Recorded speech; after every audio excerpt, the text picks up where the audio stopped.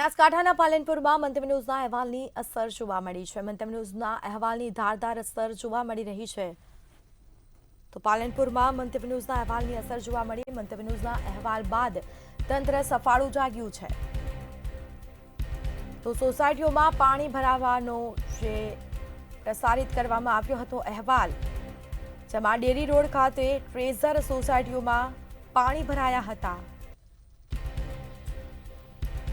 તો પાણીના નિકાલ માટે પાલિકા તંત્ર સફાળું જાગ્યું છે। કામગીરી કરવામાં આવી છે, પંપ મૂકવામાં આવ્યા છે। તો અહેવાલના પગલે પાલિકાની ટીમે ટ્રેઝર સોસાયટી પહોંચી હતી અને પાલિકાની ટીમ દ્વારા પંપ લગાવવાની કામગીરી શરૂ કરવામાં આવી છે।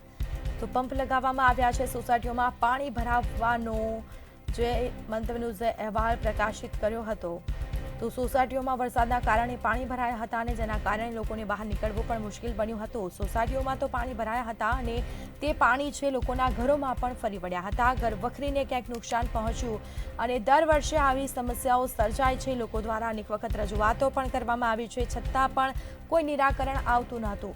સંવાદદાતા રમેશ પટેલ ફોનલાઈન પર જોડાયા છે। જી, મંતવ્ય ન્યૂઝના અહેવાલની અસર જોવા મળી છે, તંત્ર સફાળું જાગ્યું છે, કામગીરી કરવામાં આવી, શું વિગત?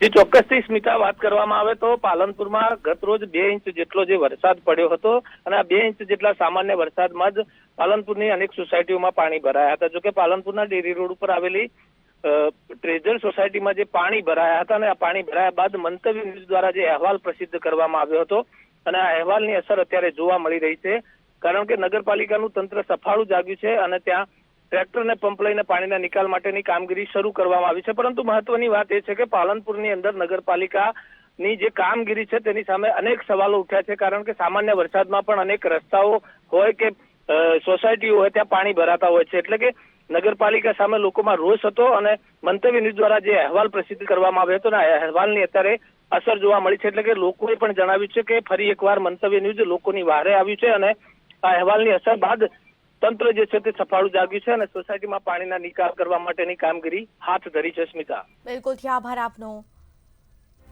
તો સોસાયટીઓમાં પાણી ભરાવાનો પ્રસારિત કરવામાં આવ્યો હતો અહેવાલ અને અહેવાલ બાદ તંત્ર છે તે હવે ઊંઘમાંથી જાગ્યું છે અને પંપ મૂકવામાં આવ્યા છે।